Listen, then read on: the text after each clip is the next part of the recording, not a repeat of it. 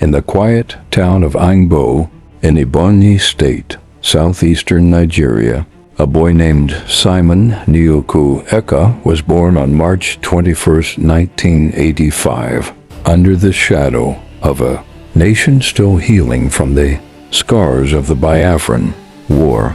Young Simon was no ordinary child. He sprinted like the wind, claiming a silver medal in the 100 meters at the 2003 African Junior Athletics Championships. His legs carried him far from the red earth of his homeland, all the way to Finland in 2007, where he built a new life, a lawyer, a city councilor in Lati, a husband, a father, and a proud dual citizen.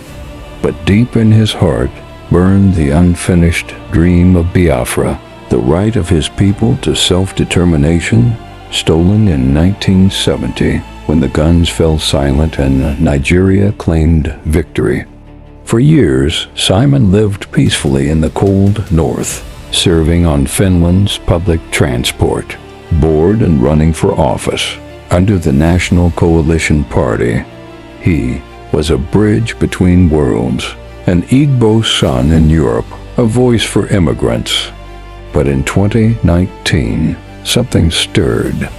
Videos of violence against his people in Nigeria reached him: killings, marginalization, the endless cry for justice. He began speaking out, posting boldly about the Biafra cause. When Nnamdi Kanu, the fiery leader of the indigenous people of Biafra, IPOB, was arrested in 2021, Kanu himself appointed Simon as the new broadcaster for Radio Biafra. Overnight, Simon's voice thundered across the airwaves and social media, reaching millions in the southeast and the diaspora. "I am not a terrorist," he would declare in his broadcasts. "I am a freedom fighter. Biafra is our birthright, a nation denied, a people oppressed." His words ignited hope. In 2022, from his home in Lati, he activated the Biafra government in exile, BGIE. By 2023, he proclaimed himself Prime Minister of the Biafra Republic government in exile, Burgi, vowing to lead through diplomacy, declarations, and unyielding advocacy. Supporters hailed him as the new Oyukwu, a modern hero exiled yet unbreakable. But Nigeria saw him differently. His calls for sit-at-home protests and lockdowns in the southeast were blamed for chaos, violence, and economic paralysis. Armed groups claimed inspiration from his words, enforcing mandates with fear. Nigerian authorities labeled him a terrorist financier, accusing him of inciting attacks from afar. Diplomatic pressure mounted on Finland. "He is a menace," Nigerian generals fumed. Yet Simon stood firm. Self-determination is not terrorism. It is a human right.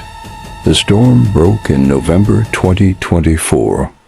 Finnish police raided his home, arresting him on charges of terrorist incitement, tax fraud, and more. The world watched as the former athlete and politician was remanded in a Finnish prison. Nigeria demanded extradition, but Finland held firm it would try him under its own laws. Supporters erupted online.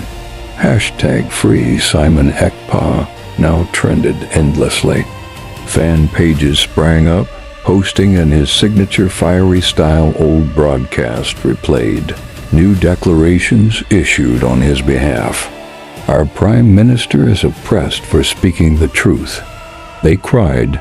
"He fights for Biafra's freedom while chained by imperialists and their puppets."